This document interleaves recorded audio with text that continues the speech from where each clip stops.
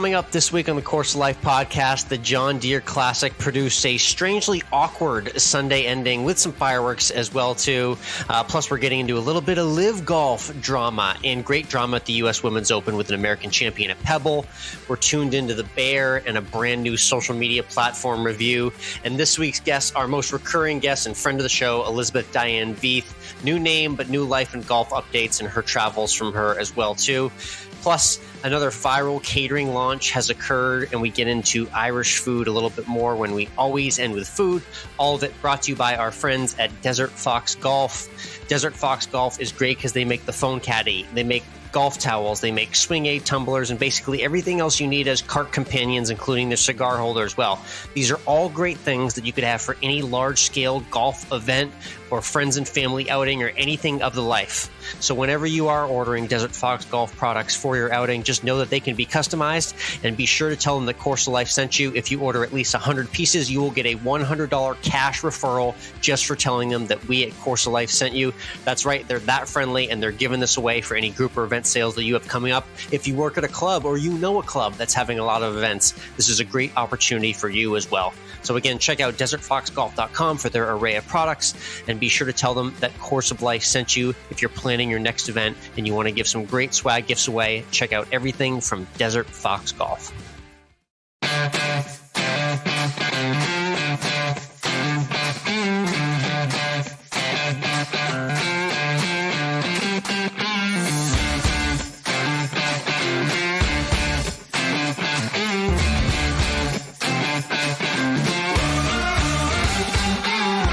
Hello, interwebs, and welcome to Course of Life. We are proud to be presented by our friends at Desert Fox Golf and the Live Take app. I'm Michael, he's Alex. And Alex, it was the usual snooze fest of the John Deere Classic at TP Deere Run.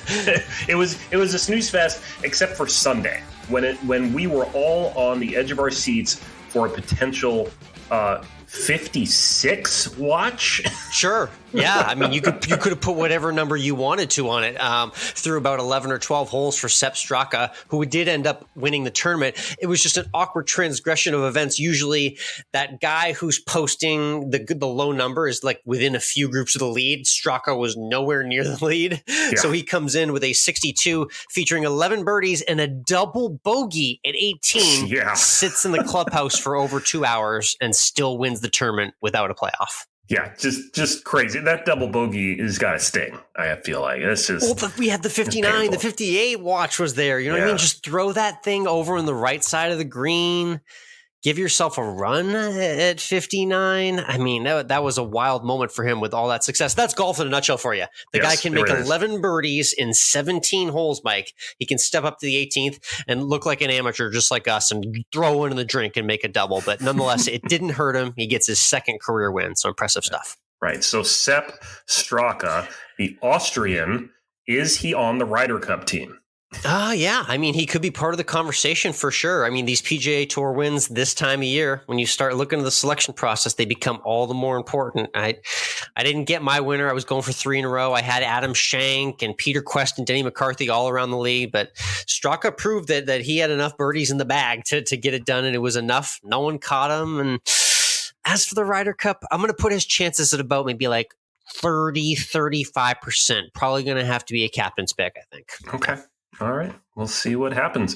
Let's turn our attention, though, to where the fun was really had all weekend, and that was at Pebble Beach, where the U.S. Women's Open was. And what a weekend it was. And an American claimed the title.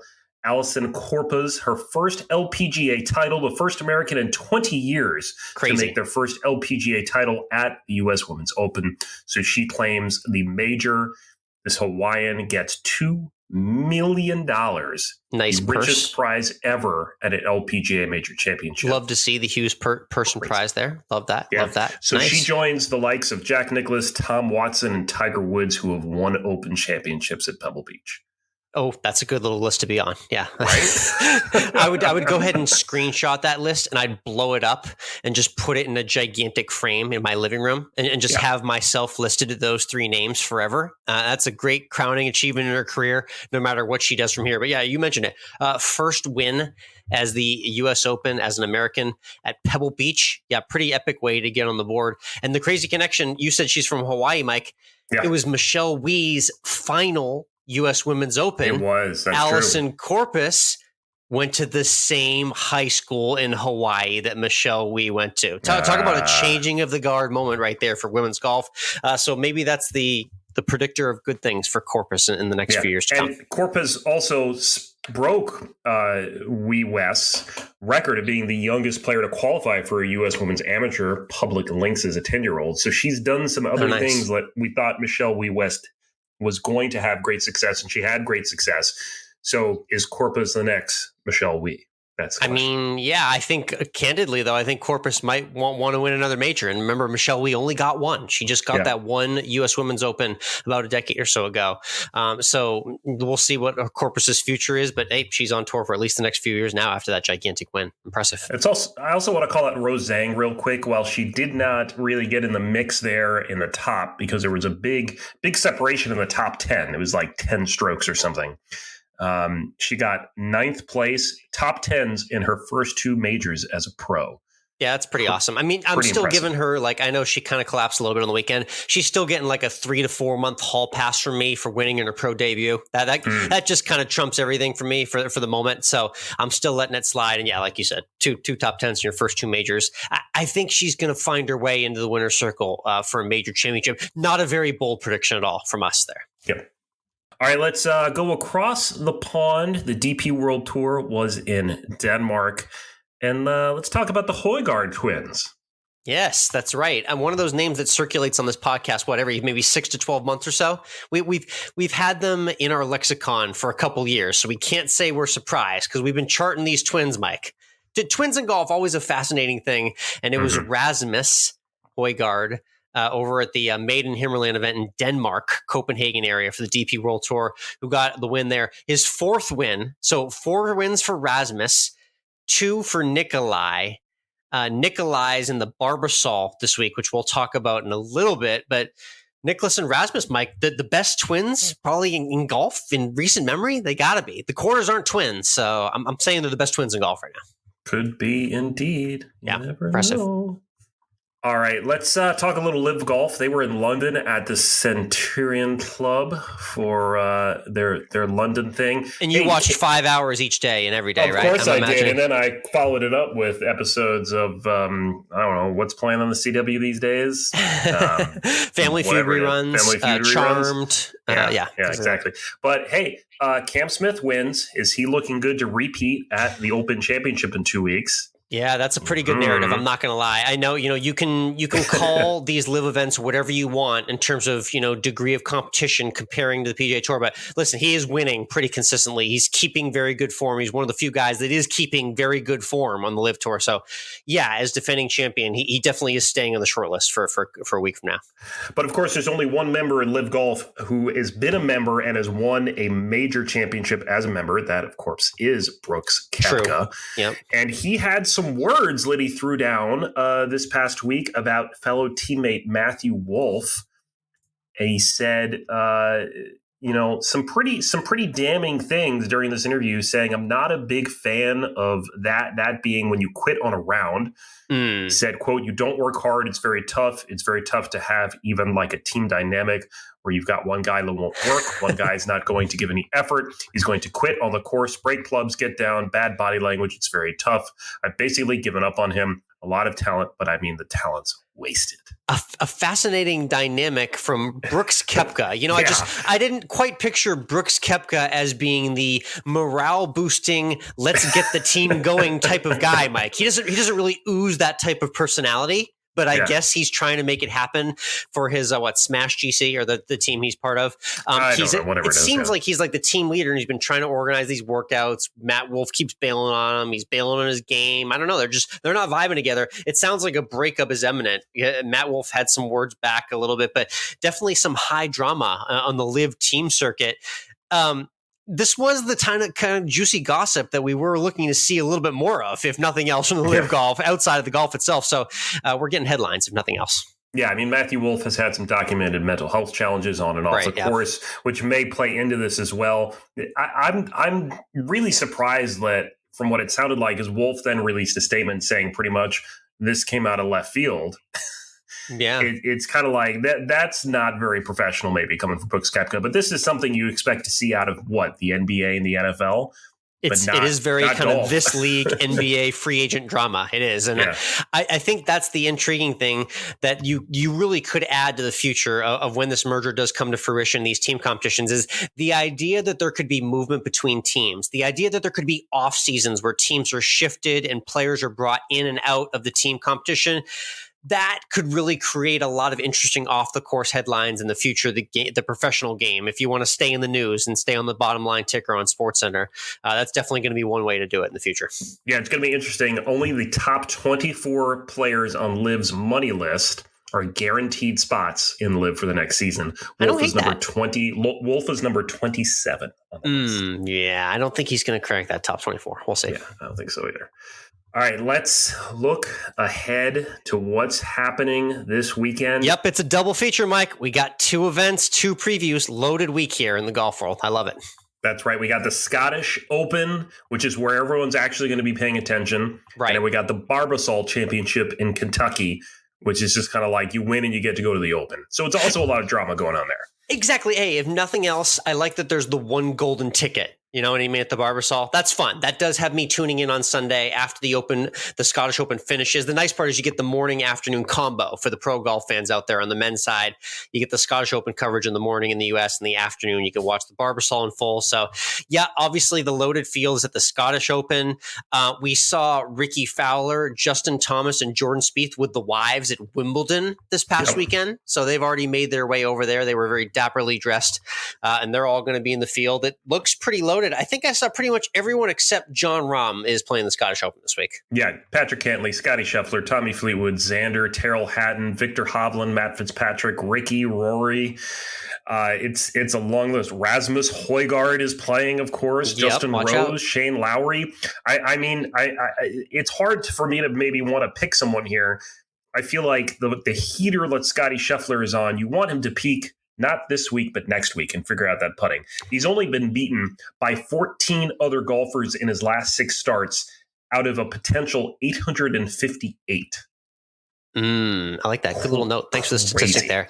Let me butter our bread a little bit too as well. You know who I'm really rooting for the next couple weeks? Rory McIlroy and Shane Lowry. Yeah. I mean, Rory we just want Rory to win something. Yeah, that would be nice for us. We're trying to foreshadow something that's out there in the future, and that would be really cool to see Rory or Shane maybe lift a trophy here in the next couple of weeks. So watch out for those guys as well. And yeah, loaded field like you mentioned. My name, you can check out the full Run Your Pool preview for the Scottish before we get to the Barbasol.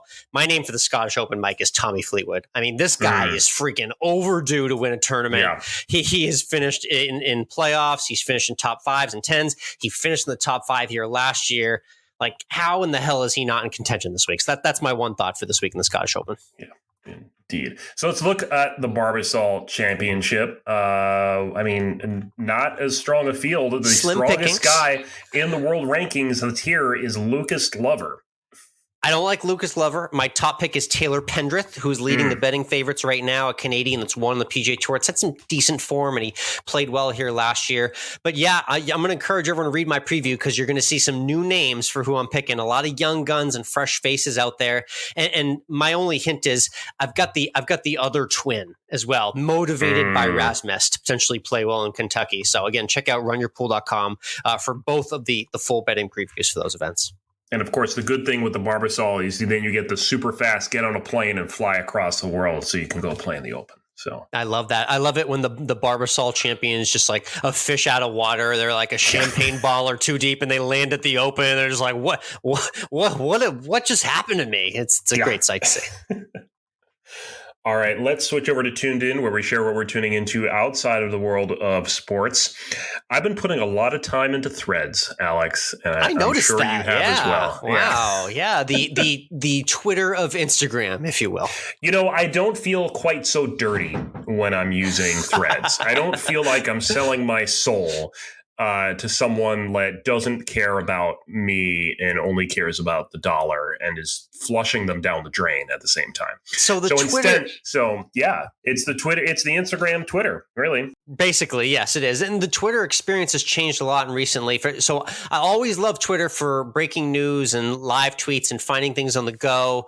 They had the tweet limit controversy. I don't really even know where that sits now, but it hasn't bothered me. But unfortunately, my Twitter feed just suddenly turned to like 90% politics and like 8% like brutal fights where people are beating the crap out of each other. And then the other 2% is like actually what I wanted to see on Twitter. So it was good timing for Threads to come into our life. I'm just getting the vibe, and we'll hear about it a little bit in our conversation with our guest this week as well, too. I'm just getting the vibe that like our people and just our Instagram friends and our crowd over there is much more so on Threads. So I'm liking the vibes early on Threads, and I'm also posting some juggling as well, too, in case you haven't noticed. Yeah, I think my favorite thing about Threads, which is what's been a struggle with going to any other news, Twitter thing or thing like Twitter, is that with Threads, you have all your Instagram followers already. So it's really easy to just transition, and you have your audience, and we have people to listen to.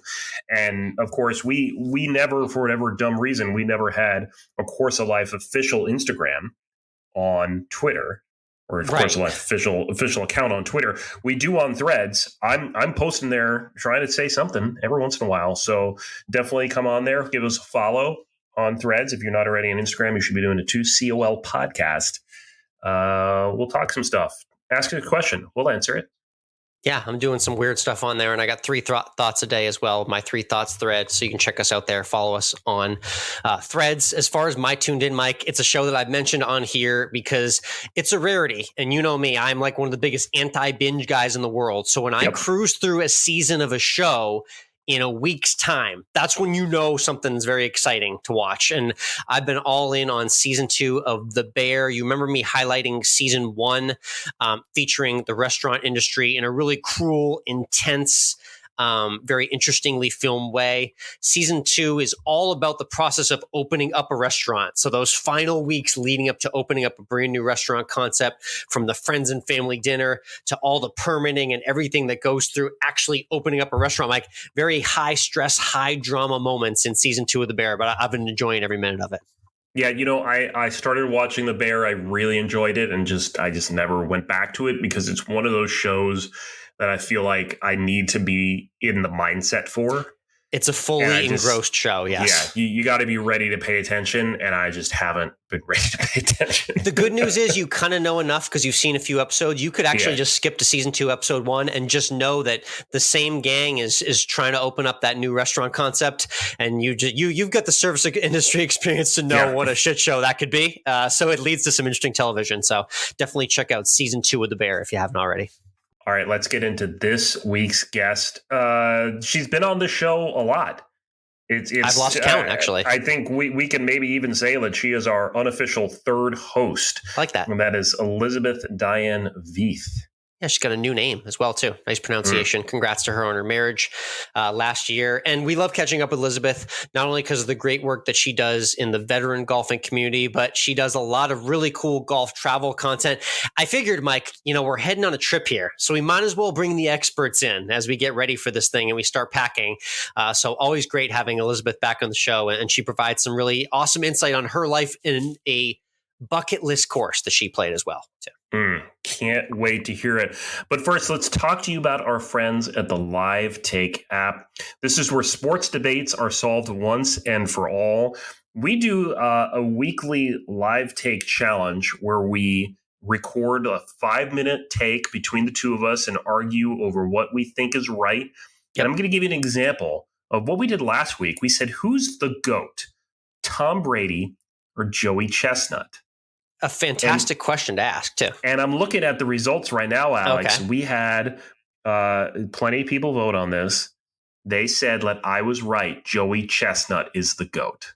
See, that's the beauty of this. The beauty of the Live Take app is it's not up to what just you and I say and who yells the loudest. It's about the people voting on the app. So not only can you participate and launch your own takes, but you can check out everyone else's takes and let your voice and your vote be heard. That's the beauty of what we're doing at Live Take. And for you and I, we can just, get some stress off too and just lay our takes out for everyone as well. True.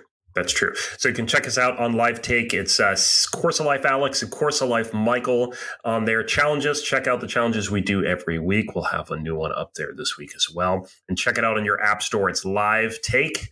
Check it out and download it and let your take be heard.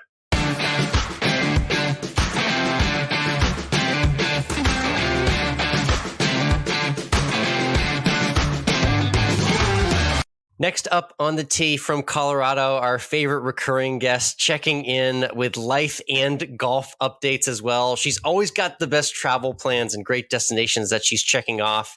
And a new name joining us as well, too. It's Elizabeth Diane Veith on the Course of Life. Elizabeth, how are you? Doing well. Thanks for having me. Absolutely. It's great to hear from you again. You last came on in the fall of 2022, and obviously you're still checking off a bunch more top 100 courses, going to all the greatest destinations that there are. So I got to talk about the most recent trip that I just saw, where you went out to the central coast of California. Before we get into kind of the specifics of the golf there, for people who don't know, just kind of about the hotbed of courses that are in and around that central California area. What was that area and the experience like for you going there? Yeah, so that area is amazing. I have been to that area before when I golfed Pebble, but that area just has rich history, not only for golf, but just also from a travel standpoint. Monterey area is amazing. It's such a fun spot to go visit with great food, things to do outside of golf. But of course, the highlight, if you were going there as a golfer, is the courses. Yeah, so they're all just like uniquely structured alongside the bay, and I'll let you take us through the highlights of each one, but I wanted to touch on Monterey Peninsula first. One of those courses where we get glimpses of it every once in a while, and it shows up in every single travel publication. I feel like the photos and videos just don't quite do it justice, though. What took you back the most about that course and all of its beauty? Yeah, so Monterey Peninsula Country Club it's amazing. The views on both the short course and the dunes course are pretty much to die for. I will be honest, they are not my favorite ocean views in that area, and I'll get to that here in a moment. Okay. But it's just absolutely spectacular. You can see my favorite golf course from one of the tee boxes that's the highest on the dunes course. The short course. And it's a fun par 3 that you can actually get up and view the entire peninsula area with 17-mile drive right there, as well as you've got a 360 panoramic view of not only, Monterey, the coastline, but also a couple other courses, which is really cool. It's a elevated tee box. We see it in the AT&T Pro-Am. Yes. And it's a rock structure that you actually climb up to tee off of. So it's a pretty famous one that a lot of people know about. And that was really the highlight outside of all of the views. I would say every single hole on that course, minus the couple when you're getting started out, have ocean views, which is spectacular. It's something about, what is it, maybe hole 15 or 16? What is it about that special part of the stretch of that course, and what makes those views so unique out there? Yeah, so Cypress 15, 16, honestly, that is my favorite stretch of holes that I have played thus far.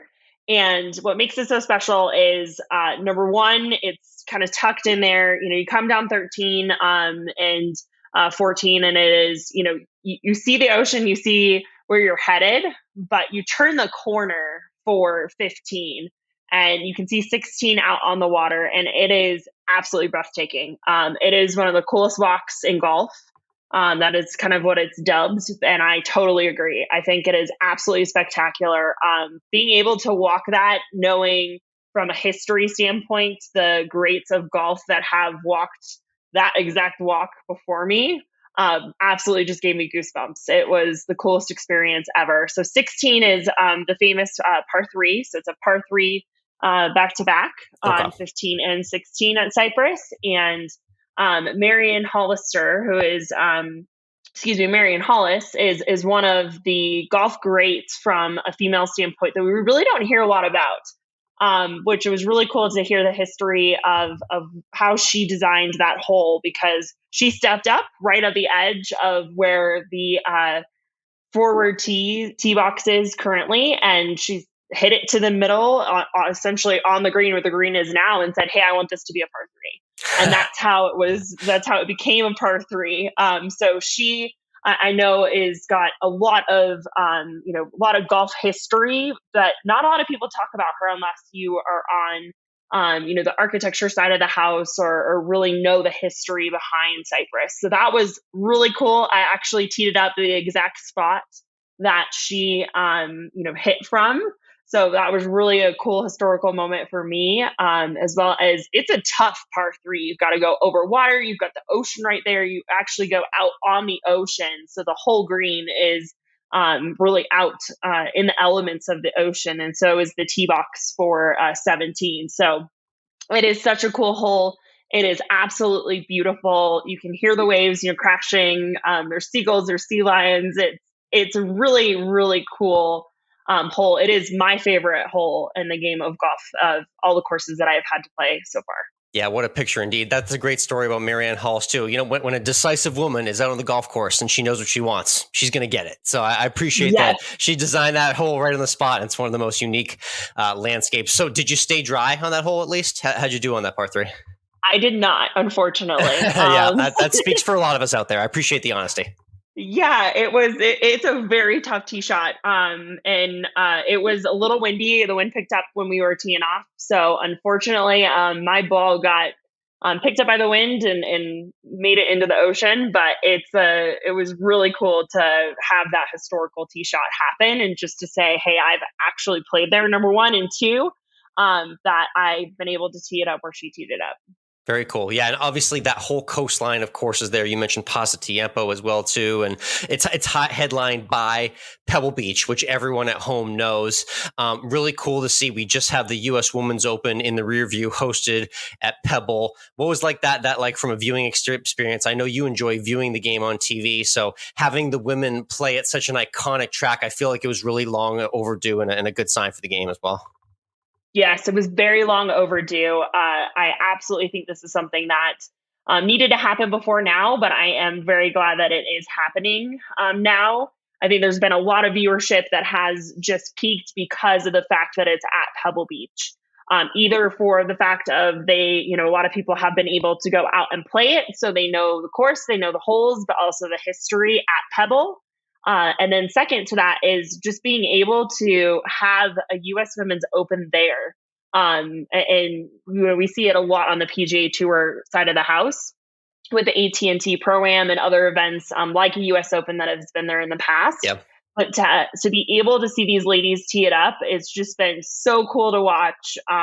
There's been a lot of shots too where I'm like, oh, wow, like I've been over there on that hole. Let's see what she does here. So it's been really cool to see. And I think that's one of the coolest draws to having the U.S. Women's Open there at Pebble, is because a lot of people can relate to it because they've played it or they've seen those holes before, whether that's playing on a simulator or whether that's, pictures of, just anywhere, especially the iconic, hole number 7 from a par 3 standpoint, that hole. And so it's really cool to see, how they're tackling things and where their strategy is coming into play this week. Very interesting indeed. It's been a fun watch. In terms of, I'm curious what your perspective is like as a golf on TV viewer. There's lots of choices these days. When you look at just this past weekend, we had the John Deere Classic, the U.S. Women's Open, the LIV event, the DP World Tour. There's streaming services providing golf at a record rate now. It's changing the way that we watch almost every single shot on demand. What's your golf on TV experience like these days? Do you find yourself watching it in clips? Do you like watching extended broadcasts, and kind of where do you sit on everything that's being shown in terms of golf broadcast these days? Yeah, so I'm kind of all over the board. It depends on what my weekend looks like. So this weekend has been very much clips, and then when I'm not out on the course, sitting down maybe for an hour or two and catching up on where the play is at with all of the different events. So if it's a busy weekend for me and I'm out on the course, it is very much clips. It's very much streaming it while I'm, playing myself. But if it's a quieter weekend and I don't have golf on the books, it's very much I will sit down and watch an entire round, on TV or stream entire rounds. So it's been really cool to actually have the option of both. I think it allows a lot more flexibility, especially for golfers like myself who know they're going to be out on the course that weekend. They can stream it on your phone. You can get clips. You can still be up to date on what's happening and play the game yourself. Definitely. I love catching up with you and getting your perspective on different current events. Obviously, we've just undergone the entire mess that's been the now PGA Tour and LIV merger. But the bottom line of it, without getting into the screwy politics of it all, is for golf fans, it's very intriguing because we potentially see a whole new stretch of formats or types of tournaments unfold here in the coming months or years. And we're all excited to see what that potentially looks like. Selfishly, as a golf fan, what do you think about maybe what the future of, PGA Tour and LIV Golf being together might look like? Yeah, I think it's going to be awesome together. I do think there's a couple questions that need to be answered in regards to team play. Are we keeping the team play because LIV has that currently? Are we integrating that? Yeah, I would like to as well. That's one thing that it's been really cool to watch those events and actually have that team aspect. Especially from a logo standpoint. I mean, you can buy the team swag. It's, you've got somebody, not only a player to cheer for, but it's now a group to cheer for. And it's been kind of cool to see the dynamics of how the teams have come into play. But I know from a historical standpoint, the PGA Tour has not had that in their events. So that's one question I have of what is that going to look like? I would like to see them integrated in some way. But I think that means that we're going to have to see a different type of tournament where it is that team play, similar to what we've seen in the past from like a match play standpoint, but with the team and having that be a total team play event. Yeah, that's really how I see things going if we want to integrate that and keep that going and then have your historical events like US Opens, like the Masters. I mean, those really aren't going to change in my mind based on the integration piece, but they might. I don't think they will, but especially since those are really, run from a USGA standpoint. So I think those are going to stay very much historical format as we've seen it. But I would be interested to see the team play come in as well. The other thing, the dynamic that's going to be very interesting to watch is to see how these LIV players are welcomed back and how they're integrated back just from a culture standpoint. I know there has been a lot of us versus them, regardless of which side of the aisle that you're sitting on. They're pretending to be pretty friendly right now. I don't know how authentic it is, but we'll see. Yes, and that's something that I'm really intrigued to see is it really going to be that friendly as we are seeing it try to be on social media, or that they're projecting that it is going to be? Or are we going to see a lot more banter? Are we going to see a lot more quote unquote rivalries come out of this? Which I think there might be. I think there might be a little bit of blood in the water in regards to the first couple events, which could be very intriguing because it might be this whole Bryson versus Brooks kind of dynamic again, but really not between those two, between a couple other, players, whether that's on the PGA Tour or LIV, and, how are they going to be reacting to this?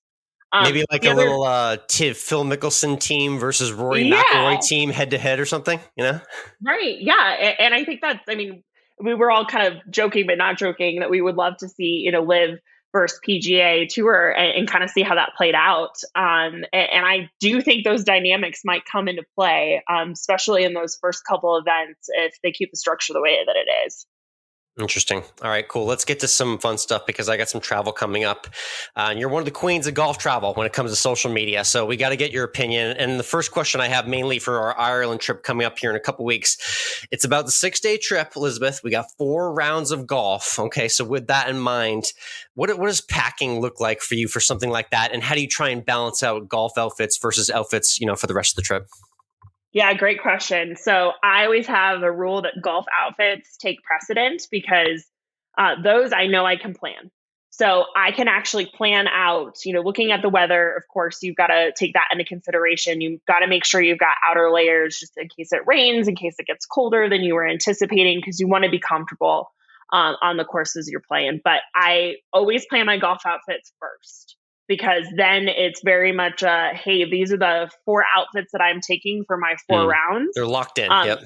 I'm locked in. And usually if I have, a historic course, a top 100 course, or a course where I know there's going to be a little bit more of a dress code in play, whether that is a stricter dress code or a more lax dress code, I take that into consideration, and I fully plan it out so that when I'm there, I don't even have to think about it that morning. I know exactly what I'm wearing for that round.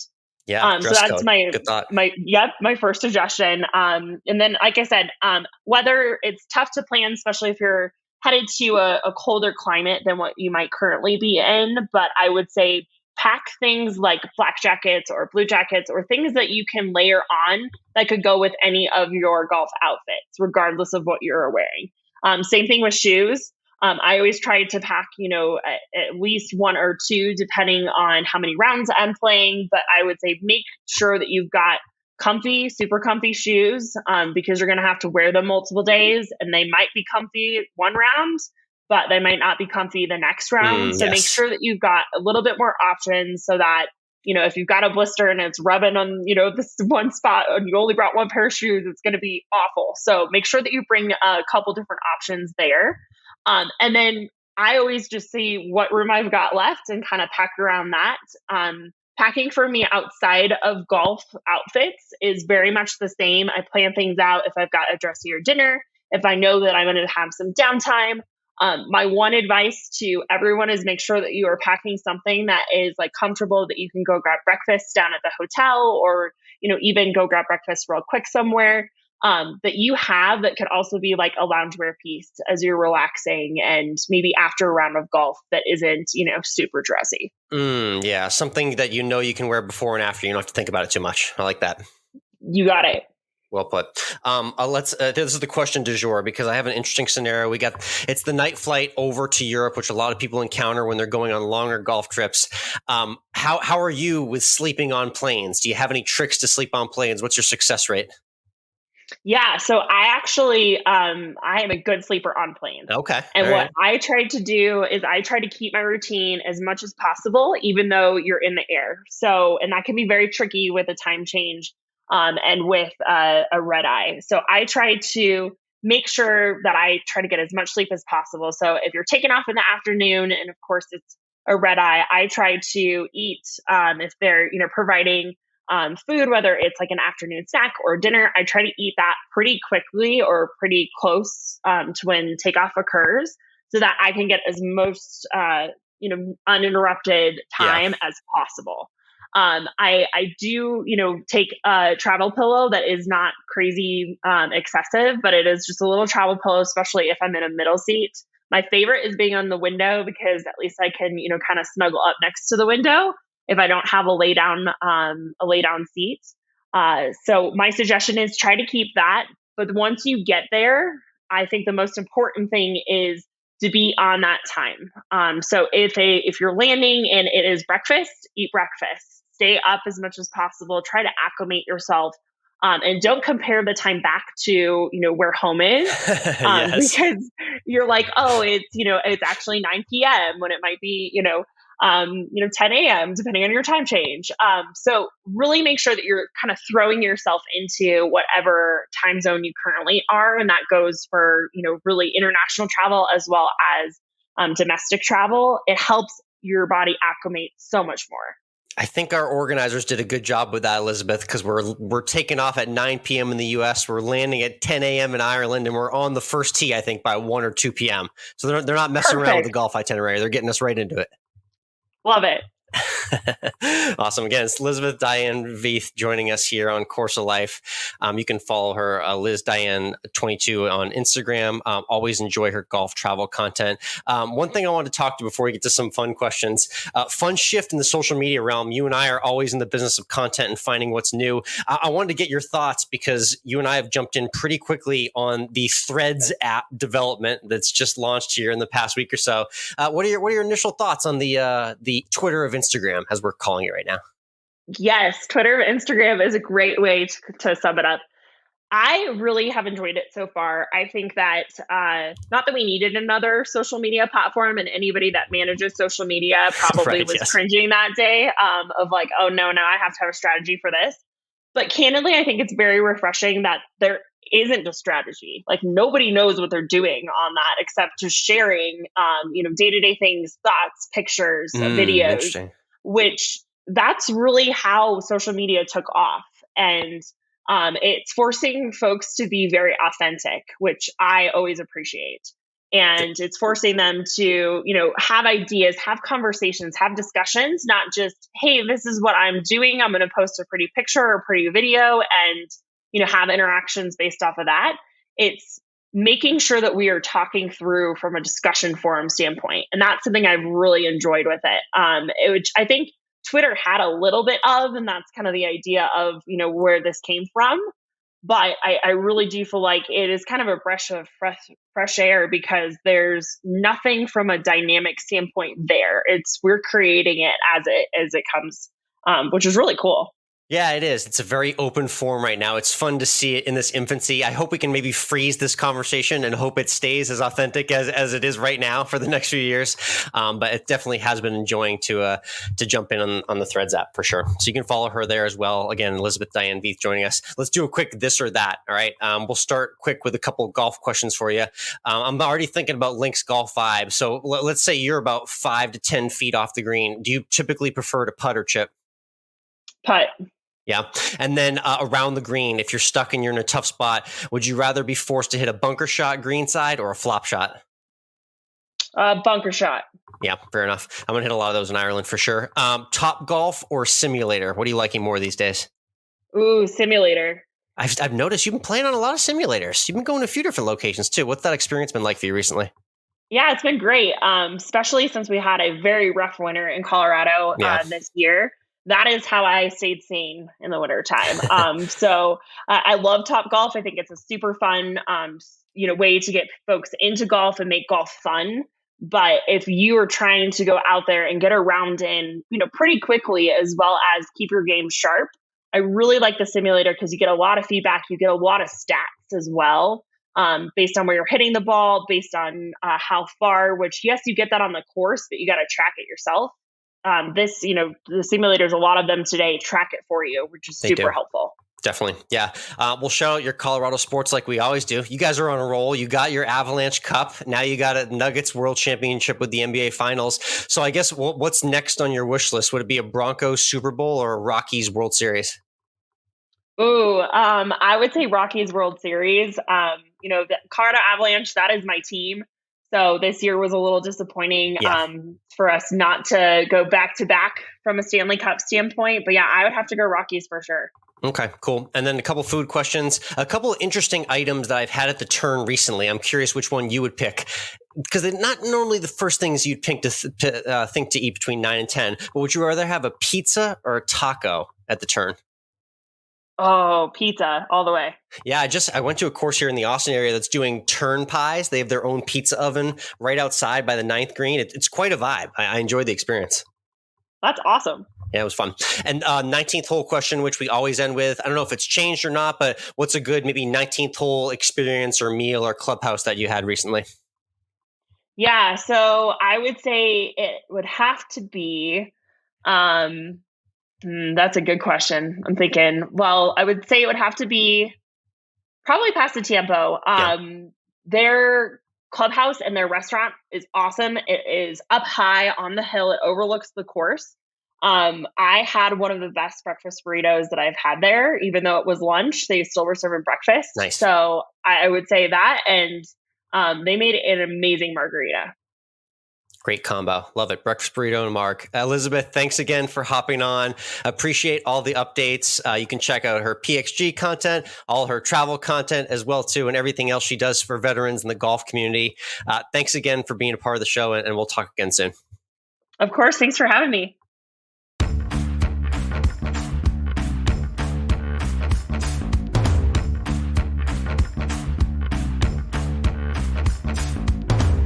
That interview was brought to you by Zencastr. You know, we've been using Zencastr forever, since the very early days of this podcast. And it is something that I think is one of the most important tools we use week in and week out to give ourselves high quality audio that I know is going to be there, that I can edit with and make great sounding podcasts with Alex. And it's one of those things too, that when I talk to people about podcasting, I tell them right up, you have to go use Zencastr. And I've been doing this before we even decided to start doing this little promo thing with them. It's been doing it forever. Zencastr is great. It's super easy to record a podcast with Zencastr. You log in using your browser and you start recording a high quality podcast right away. You record studio quality sound and even up to 4K video with your guests. You can feel a sense of zen knowing that Zencastr's multi-layered backups ensure you always have recordings in the highest quality, even if the connection is unstable. You can sound your best. Have you ever wondered what it sounds like? Zencastr's post-production process makes you sound buttery smooth. It automatically removes those ums and ahs in your recording. It removes those awkward pauses in conversation too. Set the right podcast loudness and levels while reducing background noise with the click of a button. So go to zencastr.com/pricing and use our promo code Course of Life, and you'll get 30% off your first month of any Zencastr paid plan. We want you to have the same easy experiences that we do for all of our podcasting and content needs. So head on over again to zencastr.com/pricing and use our promo code Course of Life to save 30% off your first month. It's time to share your story.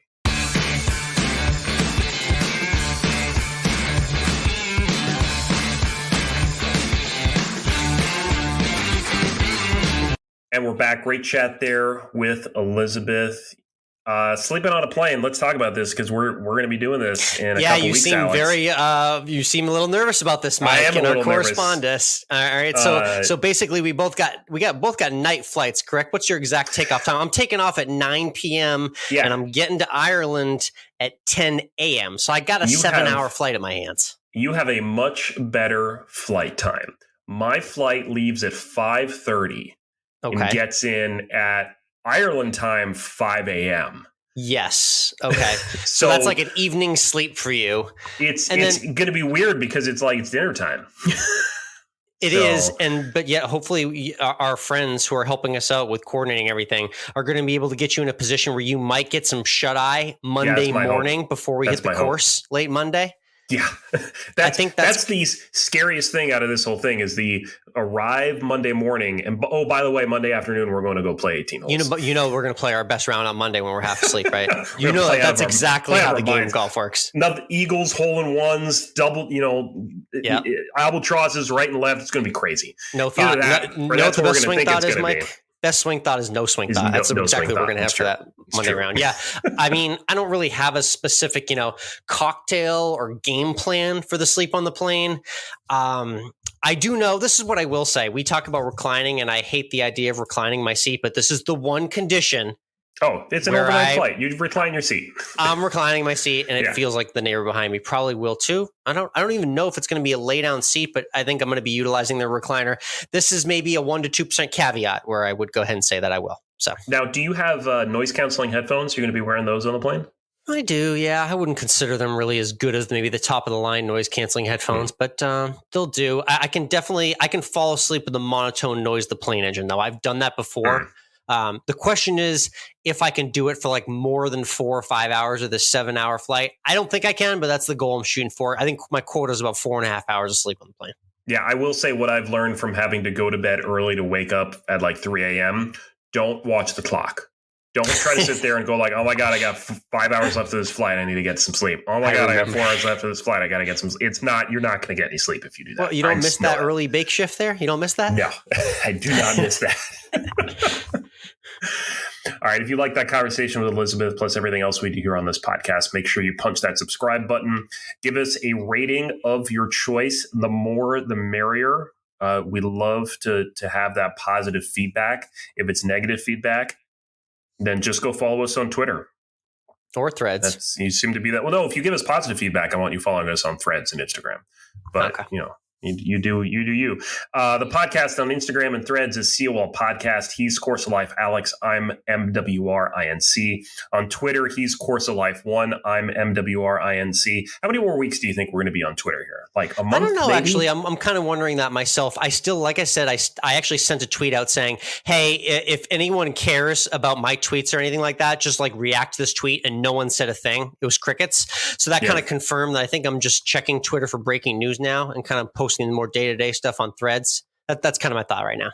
Yeah, exactly. You can also check us out on YouTube. We got cool videos going up there. I think we got a new one too, right? We do, yeah. It's about legal ways to gamble in Austin, Texas. That's right. You heard me. That's. I'm just going to tease the headline right there. Everyone's like, "What is he talking about?" I'm like, yeah, that's right. That's the video, and we got a lot of videos planned for Ireland as well too. Yeah. Let's talk basketball, Alex, because I know you're a fan and you want to talk about the big new guy in the NBA. Summer League, only because of one guy, the most anticipated July basketball in Las Vegas in maybe 2 decades since LeBron did this in 2004 or 2003. Victor Wembanyama, Mike, have you even seen this guy? Do you even know this guy's name at all? What do you know about Victor Wembanyama? He's tall and lanky, and there's way too much pressure on him, and that's why everyone's so upset that he didn't do that well in his first game. And it's like, guys, come on, he's a kid, give him a break. 9 points at 19 years old, 7'4", 8-foot wingspan, Mike. 8-foot wingspan, if you can wrap your head around that. 9 points in the first game on 2 for 13 shooting, but he blew up in the second game with 27. So he's adjusting quickly. He's got the skill set of Kevin Durant, and he's got the speed of a guard. And let's just put it this way: blocks and rebounds are very easy when you're 7'4". You don't have to jump very high. So he's got that going for him too. Been fun to watch. Let's talk baseball because it's the All-Star break. That means that I don't know, stuff happens, and then there's a day when there's literally no sports whatsoever anywhere, and ESPN doesn't know what to do with themselves. And that might be right now as people are listening, actually. That might be, indeed. That's true. Yeah. So the All-Star game, what do we think? NL or AL? They're in Seattle. The All-Star uniforms actually are really cool. They are fresh. I saw that. I don't know how many Yankees are in there. We got one representative from the Red Sox, and it's closer Kenley Jansen. I don't even really think he's having an All-Star season. I think it's just one of those we're throwing you a carrot type of selections because he got his 400th career save. But it's an interesting vibe for the Red Sox at the break. They're 5 games ahead of 500. And only 2 games out of the wild card, yet still dead last. It's an unbelievable joke that keeps going on. Still dead last in the AL East. They're just in that odd spot where I don't know if they should go for it or not. And that's the kind of purgatory that a lot of sports fans hate. And that's currently where the Red Sox sit. And I got to be honest, I think it's a pretty similar forecast right now for the Yankees at this moment. Yeah, the Yankees are a little different because Aaron Judge is out like indefinitely right now, and yet the Yankees may be playing some of their better baseball right now without him, which is just surprising because I think last year they couldn't win they couldn't buy a can of beans without Aaron Judge. So they just fired their hitting coach, I saw. So they're hoping to switch up the mojo there later this week off the break. But I think they're just a game ahead of the Yankees. We're both just a couple of guys down at the bottom of the pile, just beating up on each other because we're not strong enough to beat up on anyone else that's above us. That's what's going on right now in baseball. Just remember, though, that both of us would be leading the AL Central. We would be. Can we switch divisions, please? Somebody just get more games against the AL Central. It'd be great. There you go. All right, let's hashtag always end with food. Yep. Food segment to end every Course of Life podcast at Always End with Food on Instagram as well, too. Couple quick items. First, let's talk about the new viral catering launch. Did you hear about what McDonald's is doing on the catering front, Mike? Yeah, I think Donald Trump is very excited about this. It's only in Indonesia, so big asterisks in context. I think it'll come to more parts of the world after this viral story, but apparently McDonald's is now rolling out different wedding catering or event catering options, starting around $230 for 100 orders of 4-piece McNuggets and 100 chicken sandwiches. That's a downright deal if you know what inflation's like in the U.S. right now. So I don't think those prices will quite carry over to us, but would you be offended by a wedding catered by McDonald's? I asked this question for Chili's last time a couple months ago. Yes, I would be super offended. I would enjoy myself, but I would be offended. As much as I love McDonald's, let's all agree, McDonald's belongs after a wedding with bad food, or at the end of a wedding night party when you're craving one last thing before bed and it's next to your hotel. I think that's when the McDonald's hits the best on wedding. Is a McDonald's going to come in a bag? Or is it like going to be burgers in like a hotel fancy pan? Catering trays? It's very reminiscent of the Clemson football team visiting Trump's White House. Exactly. Remember that? Just all laid out on gigantic catering trays in huge tables. Oh, what a memory indeed. So McDonald's catering, the new latest viral launch. And we obviously got to get into a little Ireland conversation, Mike. Yeah. I'm doing a head-to-head video that I've already got planned for Instagram in the next couple of weeks where I'm comparing an Irish pub in Austin, Texas to an Irish pub in Dublin. So I went to the one here in Ireland, also the home of Patriots football games when they're not on locally. Can I just stop you for a moment? Go ahead. I think you just insulted the entire nation of Ireland by saying you're comparing an Austin-based Irish pub to their Irish pubs. Yep. So the one thing that B.D. Riley's has going for it, which is very impressive, is they actually literally got the materials for their bar brought in from Ireland, and bar makers from Ireland actually built the bar at B.D. Riley. So that's pretty authentic in and of itself. The Irish breakfast and the Guinness, Mike. Boy, that's a heavy combo. We got to brace ourselves for the carb intake that we're about to undergo in a couple weeks. The Irish, they don't play around with their carb intake in their meals. That's all I got to say. So you had a Guinness for breakfast, right? just a nice and a hearty start to the day. An 11:30 breakfast, if you will. Okay, that's lunch. Okay, so was the Guinness warm or cold?